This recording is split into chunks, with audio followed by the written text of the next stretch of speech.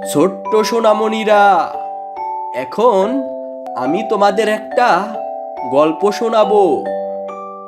গল্পের নাম খুশি একদিন কুসুমপুরে। সোনামণিরা, গল্পটি অনেক মজার। গল্পটি শুরু থেকে শেষ পর্যন্ত দেখবে।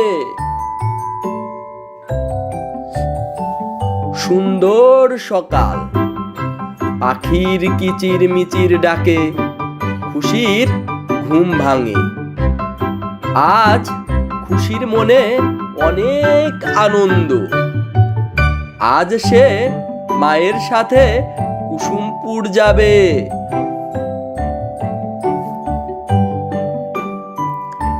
ঘুম থেকে উঠেই খুশি নিজের বিছানা ও কাপড় চোপড় সুন্দর করে গুছিয়ে রাখে।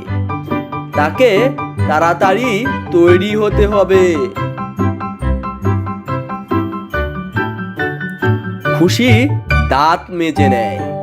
সে প্রতিদিন সকালে ও রাতে দাঁত মাজে, তাই তার দাঁত খুব সুন্দর আর মজবুত।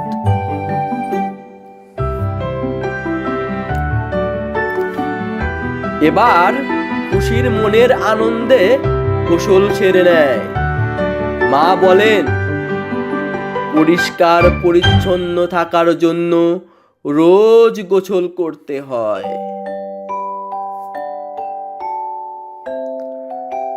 মা খুশিকে লাল জামা পরিয়ে দিলেন, হলুদ ফিতা দিয়ে চুল বেঁধে দিলেন। লাল জামা পরে খুশিকে খুব সুন্দর লাগছে। খুশি এখন বেড়াতে যাবার জন্য তৈরি। কুসুমপুর যাওয়ার পথে খুশি অনেক গাছপালা দেখলো সোনালী ধান ক্ষেত, নীল আকাশ, প্রজাপতি আর ফড়িং। খুশি বলল, আমাদের দেশটা কত সুন্দর, তাই না মা?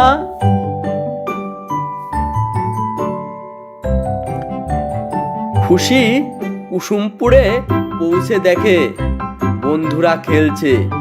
সেও বন্ধুদের সাথে খেলতে নেমে পড়ল।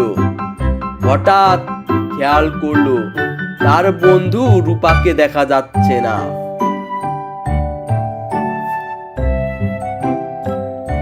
জিজ্ঞেস করতেই অন্য বন্ধুরা বলল, রূপাদের বাড়িতে একটা বাঘ এসেছে। বাঘ মামার অনেক সর্দি হয়েছে।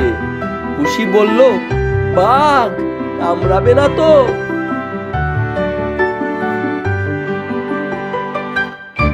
খুশি রূপাদের বাড়িতে এসে বাঘের সঙ্গে দেখা করতে গেল। বাঘ বলল, আমাকে ভয় পেও না, পথ ভুলে চলে এসেছি, আমার ভীষণ ঠান্ডা লেগেছে বলেই হাসি দিল।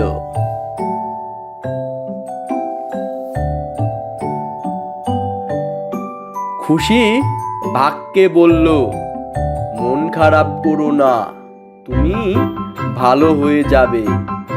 তবে মনে রেখো, হাঁচি কাশি দেওয়ার সময় মুখে কাপড় দিতে হয় আর হাত ধুয়ে নিতে হয়, তাহলে রোগ জীবাণু ছড়ায় না।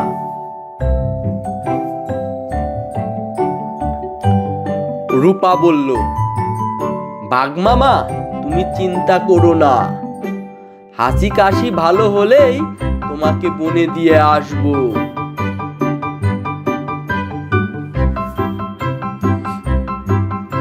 এদিকে রূপা আর খুশির মা মজার মজার রান্না করেছেন। সবাই মজা করে খাবার খেলো। বাঘকেও খাবার খেতে দিল।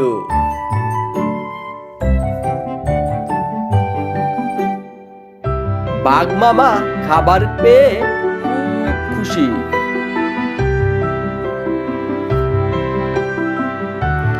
খুশি বাড়ি ফিরে যাচ্ছে।